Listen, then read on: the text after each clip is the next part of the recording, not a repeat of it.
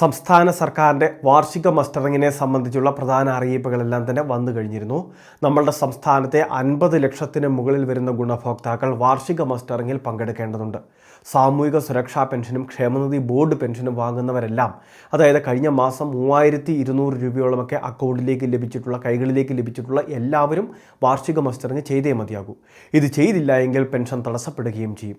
അതുകൊണ്ട് തന്നെ എല്ലാവരും ഇത് ചെയ്യും. പക്ഷേ അതിനു മുൻപ് തന്നെ പഞ്ചായത്ത് തലങ്ങളിൽ നിന്നും അല്ലെങ്കിൽ സർക്കാർ ഭാഗത്തു നിന്നും പ്രധാനമായിട്ടും നമുക്ക് ലഭിക്കുന്ന കുറച്ച് നിർദ്ദേശങ്ങളും അറിയിപ്പുകളുമുണ്ട്.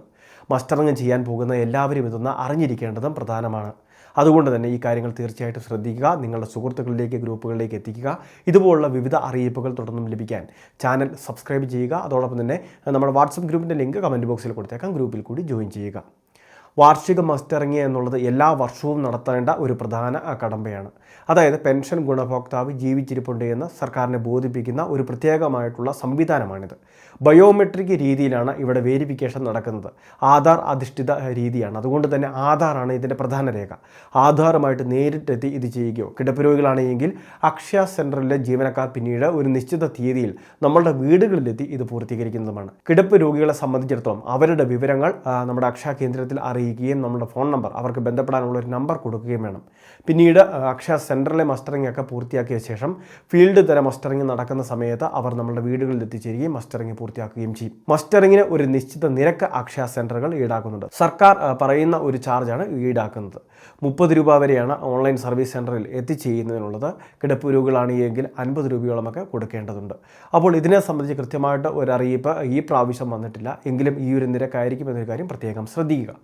ഇനി ഇതുമായിട്ട് ബന്ധപ്പെട്ട മറ്റൊരു പ്രധാനപ്പെട്ട കാര്യം, വാർഷിക മസ്റ്ററിങ് ചെയ്യാൻ പോകുമ്പോൾ ഒരുപക്ഷെ നമ്മളുടെ ആധാർ പുതുക്കാത്തത് മൂലമൊക്കെ ചിലപ്പോൾ ബയോമെട്രിക് പരാജയപ്പെട്ടേക്കാം. ഇനി കിടപ്പ് രോഗികളാണെങ്കിലും ഇതേ രീതിയിൽ, അതായത് ബയോമെട്രിക് മസ്റ്ററിങ് വിജയകരമാകാത്ത സാഹചര്യം ഉണ്ടാകാം.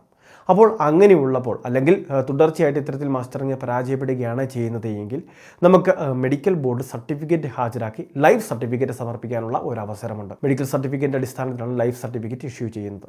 ഈ ലൈഫ് സർട്ടിഫിക്കറ്റ് മസ്റ്ററിങ്ങിന് തുല്യമാണ്. അതുകൊണ്ട് തന്നെ നമുക്ക് പെൻഷൻ മുടങ്ങാതെയിരിക്കും.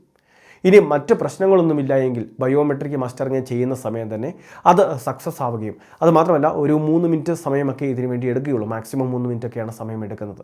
ചിലപ്പോൾ 5 മിനിറ്റ് വരെ ആയേക്കാം. അപ്പോൾ 5 മിനിറ്റിനുള്ളിൽ ഒരു വ്യക്തിക്ക് ചെയ്ത് പോകാനായിട്ട് സാധിക്കുന്നുണ്ട്. ഇനി ആ മസ്റ്ററിങ്ങിൻ്റെ കൃത്യമായിട്ടുള്ള പ്രിൻ്റ് ഔട്ട് കൂടി നമ്മൾ വാങ്ങി വയ്ക്കുന്നതിന് വേണ്ടി ശ്രദ്ധിക്കണം. എന്തെങ്കിലും കാരണവശാൽ പെൻഷൻ തടസ്സപ്പെടുകയാണെങ്കിൽ പിന്നീട് ഇത് മുഖാന്തരമൊക്കെ നമുക്ക് കൃത്യമായിട്ട് അന്വേഷിക്കുന്നതിന് സാധിക്കുന്നതുമായിരിക്കും.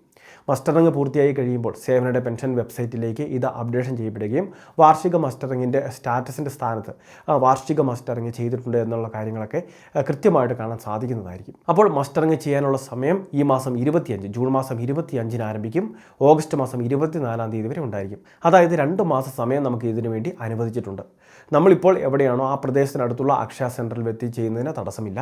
ഇനി മറ്റേതെങ്കിലുമൊക്കെ സ്ഥലത്താണെങ്കിലും, കേരളത്തിൽ മറ്റേതെങ്കിലുമൊക്കെ ജില്ലകളിലാണെങ്കിലും ആ ജില്ലകളിലെ അക്ഷയ കേന്ദ്രം വഴിയും ഇത് ചെയ്യാൻ സാധിക്കും. നമുക്ക് പെൻഷൻ മുടങ്ങാതെ ഇരിക്കുന്നതുമാണ്. നമ്മളുടെ തദ്ദേശ സ്ഥാപനത്തിന് കീഴിലുള്ള അക്ഷയയിലേക്ക് വന്ന് ചെയ്യണമെന്നൊക്കെ ഒരുപാട് ആളുകൾ ചോദിച്ചിരുന്നു. അങ്ങനെ ഒരു രീതിയില്ല. അതുകൊണ്ട് തന്നെ ആനുകൂല്യം മുടങ്ങാതിരിക്കുന്നതിന് ഏതെങ്കിലും അക്ഷയ സെൻറ്ററിൽ എത്തിച്ചേർന്ന ഈ കാര്യങ്ങൾ പൂർത്തീകരിച്ചാൽ മതിയാകും. വളരെ പ്രധാനപ്പെട്ട ഒരു ഇൻഫർമേഷനാണ് വീഡിയോ വഴി ഷെയർ ചെയ്തത്. ഇതുപോലുള്ള അറിയിപ്പുകൾ തുടർന്നും ലഭിക്കാൻ ചാനൽ സബ്സ്ക്രൈബ് ചെയ്യുക, ഫോളോ ചെയ്യുക.